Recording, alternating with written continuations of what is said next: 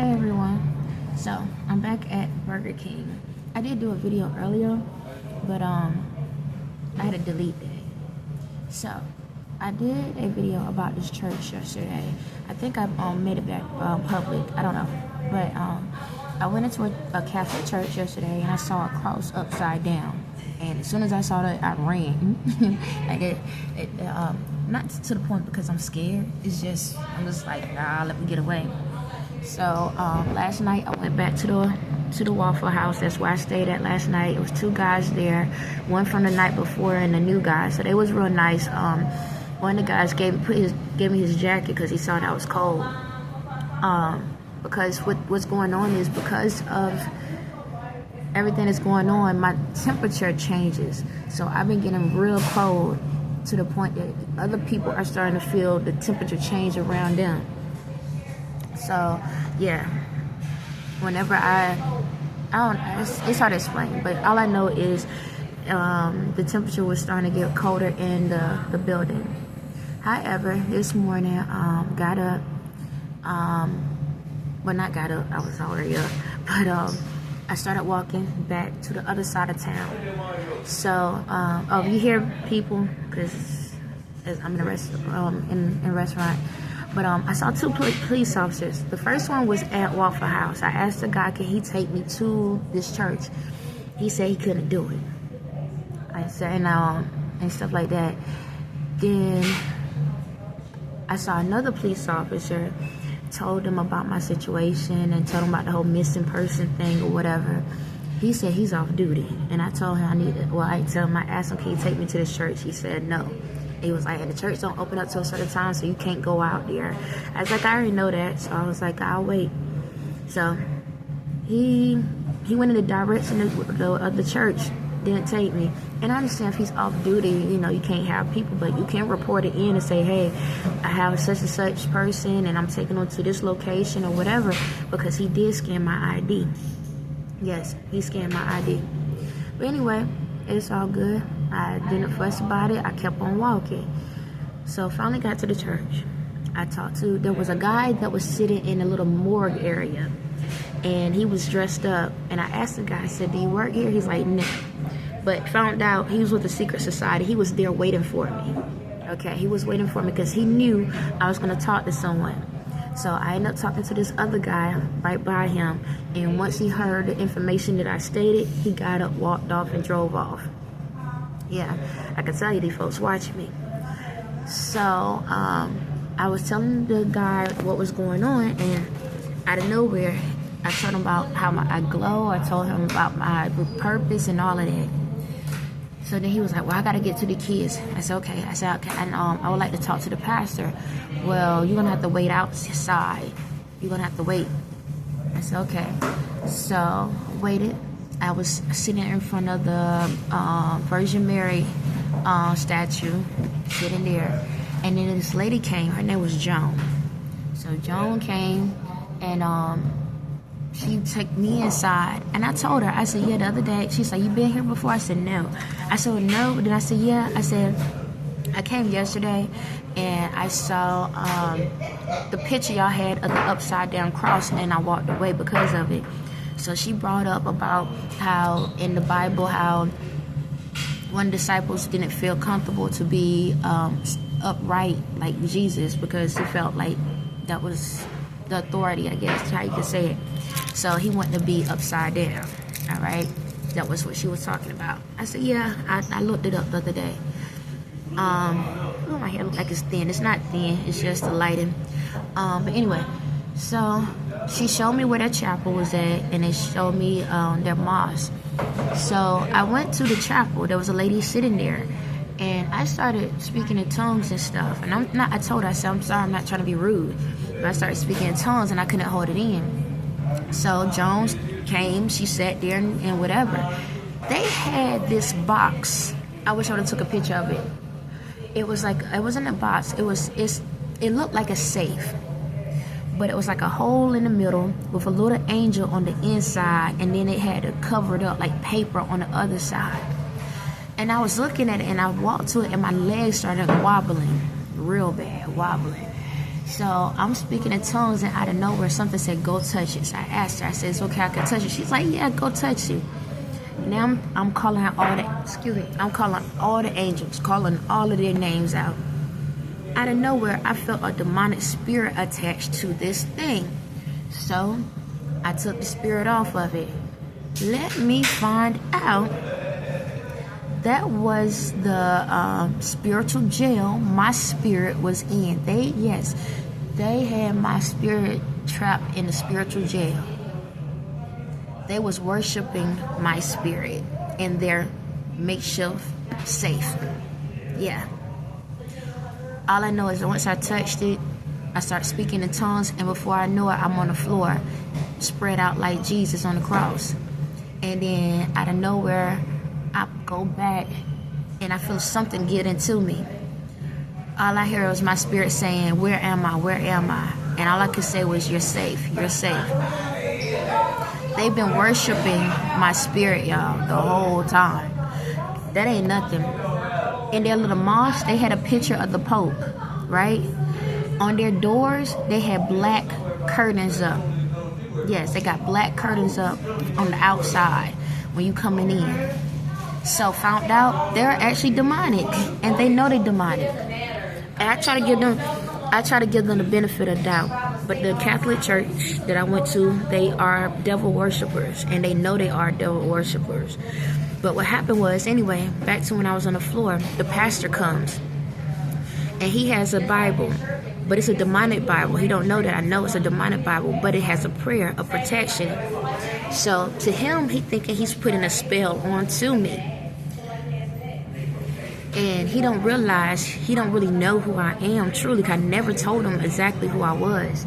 So when he was putting the spell on me, the protection, it's like he was saying to protect himself, but it's technically the opposite.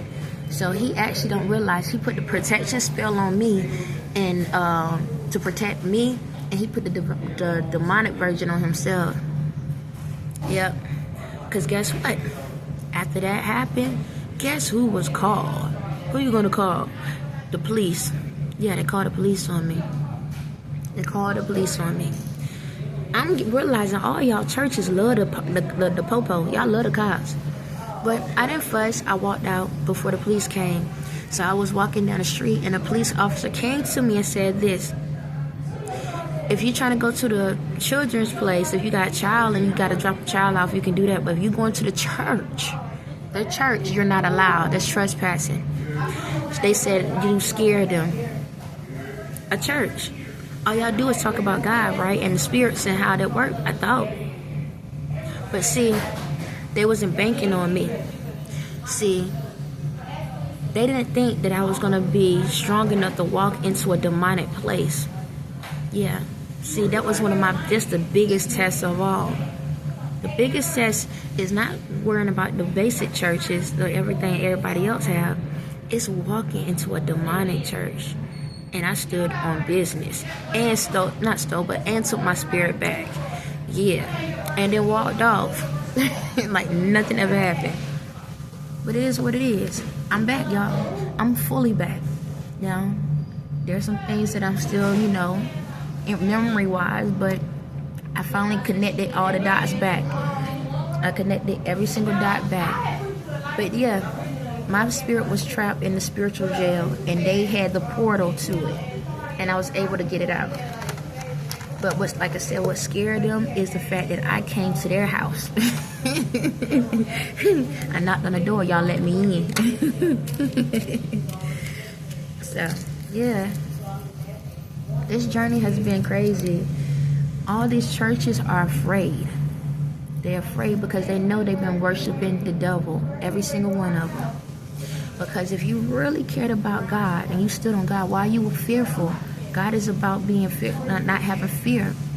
The only person you should be afraid of is God. That's it. And technically, you shouldn't be afraid of God. You should be able to understand God, but no, not to cross God. You understand me? Because that's where you get your help from. Your help from.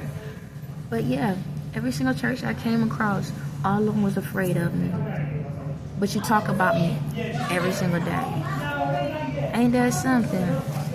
Yeah. So this is what's going on now. My mission was to come here to where I'm at. One, to prove my innocence. Okay. I had to come here to prove my innocence because they kept calling. Everybody keep calling the cops on me. All right. All my videos show my personality, and a lot of these secret societies, the cops, all of them, they've been watching me in real time and know what you see is what you get. This is literally her. If she ain't talking, if she ain't doing a video, she ain't talking. She don't sit back and hold conversations just to be having a conversation. She literally to herself. She ain't bothering nobody. She in good spirits. So I had to come here to vindicate myself. One, with the kid's dad, due to the fact that he's lying and saying that I'm doing all these things. So it proved that he's the one that's setting me up. Number two, his next door neighbor, police officer, lied on me. Said I did something I didn't. Oh, the other police officer. Technically, you can't tell me that I can't talk to my kids unless you have physical documentation that states that he is the sole provider of those kids. You never asked that. You just told me I had to leave. So ain't that against the law? So you made to have me to walk away from my kids without proper documentation to prove otherwise. Because if I'm telling you these are my kids and I have sole custody, and then you telling me I'm trespassing, guess what? You went against your own law. Because technically he doesn't have the full custody. He will have to go to court to get full custody. Yes, they live with him. He has a temporary, but to have full custody, he has to go to court to get that. And you never asked for those documentation to see that if he actually was telling the truth or not. You just took his word for it. I wonder how many other innocent parents go through this on a day. Yeah, I'm gonna sue y'all behinds. But yeah, I am. Cause I'm over it. Every person that I came in contact with, yeah. Cause I have to, how can I say this? It's like you getting your butt spanked, okay? You know how like back in the day, old school spankings? Yeah, because you knew you should have known better, okay? You don't supposed to lie. I don't care who it is. You don't know if that man is a full-blood criminal. Well, he is, but you don't know what type of criminal he is. And y'all defending him because he know how to manipulate. And at the same time, guess what? Now you accessory to the crime. You know that, right? See, I don't have to be a cop to know the cop rules. So... I'm just saying, take the hint as you see me drink it. But yeah, I know the rules. I know all the rules, okay? And I follow the rules. Even when they're wrong, I still follow the rules because that's your judgment. Every person that I came in contact with, for the most part, I told, hey, this is not just a test for me, it's a test for you too. So however you handle, I don't do this, but I let them know however you handle it, that's what's gonna be the results. So none of these people can sit back and say, she never told me. I did. I was very blunt. And then the others, I did, I'll say, hey, if you be a blessing to me, I can be a blessing to you. So I was very direct in this process. So this is what's going on. I proved my innocence because every single person called the cops on me and I ain't done nothing wrong. However, they're doing all this bad stuff and no cop been called on them. I forgot because all the cops work for them. That was the other part, to prove that the cops here where I'm at now, they all on the bill as well. Yeah. So, yeah, it is what it is. Y'all can't do nothing. I'm very protected. So what's going to happen is I'm being called to go back home. I've done what I'm supposed to do. So I sacrificed a lot. Being where I'm at now, I've been out here for 3 days, and I've been sleeping inside of a fast food restaurant or a Waffle House while I doze off. But yeah, I look like a hot mess, y'all. I really do. But that was the mission. will you still treat me like a human being despite how I look? And yes, I smelled like outside. Like you can tell I've been outside for 3 days. However, I used the stuff that I had to clean up, but at the same time, if I'm walking over and over again, and then cars and all of that, and my jacket, you should see how dirty it looks. But it's my mission. My hair and all, it's my mission. To see if you will still give me the same treatment as your fellow people. Because you never know when an angel is in front of you. You never know. But this is how the world operates. And you can't blame anybody but yourselves. Because at the end of the day, I told you. At the beginning of the day, I told you. You understand? I told y'all this was a journey. Do I want to have to go through all of this? No, but I'm going to work hard for what is mine. Everything I did, is for my kids, for my family. And I would do it all over again. I don't prefer to do it all again, but I would do it all over again for my kids. That's how much they mean to me. That's how much my true family means to me. That I didn't give up. Despite all these people and the threats and everything, I did not give up. Because I knew who was in control. The God in me is in control. And that's all that matters. You can't walk around fear and be scared to say stuff to people, tell people the truth. I've been honest this entire time. I gave more information than a daggone test. Shucks, I gave the answers to the test and y'all still fail. They still fail. It's like, God dog. It's just like you just choose to say, you know what, I don't care. But that's the life you want, so that's the life you live. I didn't put this on you, you put it on yourselves. So, like I said, I have to head back home. Do I want to go there? No. But it's part of my journey. It's part of the journey.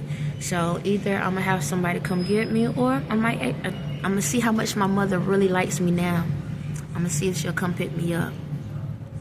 See how that really goes. I ain't got nothing to say. Everything I've told her is the truth. Because she manipulating. And I know the truth. I got enough of proof. And that's the reason why I do these documentations. Because a manipulator can make you think what they saying is real.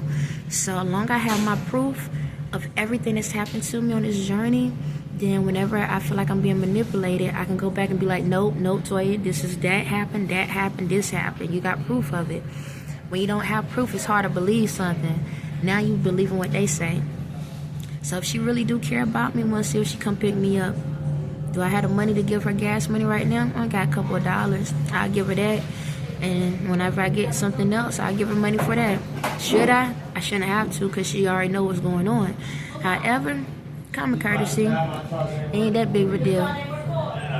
But right now, I'm just being patient for the next phase of whatever God has for me. I'm just blessed that I did get to see my kids. I may not got to hug them or kiss them, but at least they heard and saw. They got to see me and hear the words "I love you" come out of my mouth. And for them to see that I walked that far, they know that I do really care. Because he blocked their number. Yeah, he blocked them, so I can't call them. So... yep, he blocked me. He blocked me. And he's not allowed to do that. You know, you can't do stuff like that. And the police officer told him he can do that. One of the police officers said that, hey, you can block him. But if he don't have proof that I'm harassing them, that's against the rules. That's against the law. He has to prove that I'm actually doing something malicious to the kids. And as y'all see, it would be kind of stupid for me to sit here, provide all this information to y'all and be all cool, calm and collective, and then act like a complete butt to the ones that I know truly love me. Now right now they're confused, and that's understandable, because if I was their age and didn't know about this type of world, I'll be exactly like them, both of them, my oldest, even the youngest one. However, I know they mean well and they scared. Just like these people that been putting the spells out here, they scared too. A lot of people scared, and I understand that. But long you at the end, the main focus is long you have an open heart and believe that God can change anything, we can work together. So, this is not advertising, just to let you know. I don't advertise people's stuff. If I do, I'll tell you, but I'm not advertising. I'm just tired of walking. And this is the last restaurant that's on the corner before you head back out of town. That's the only reason I'm not walking. My ankles and stuff are swollen. When I say swollen, they are swollen. My whole body is hurting because I keep ascending, or yeah, that's the word, ascending. And my spirit keeps jumping in and out because of the shock waves and stuff. So my body is in pain. But I ain't complaining. As long as I can feel something, I know that everything's gonna work out. And I know some of y'all like, I wish you would be mean sometime and stop being happy about everything. I understand. Sometimes I be feeling the same way, but as soon as I allow myself to get like that, you get stuck like that. So if I'm gonna be stuck in an emotion, I'd rather be in the happy one. So on that note, let me see how I'm gonna get back to Plymouth. I ain't know the whole town talking about me. At least I give them something to talk about instead of talk about themselves all day. The same topic over and over and over again. On that note, enjoy y'all lives, man. You only got one to live. Live this one to the fullest and then come back and do it all over again. Just level up each time. Y'all have a blessed day.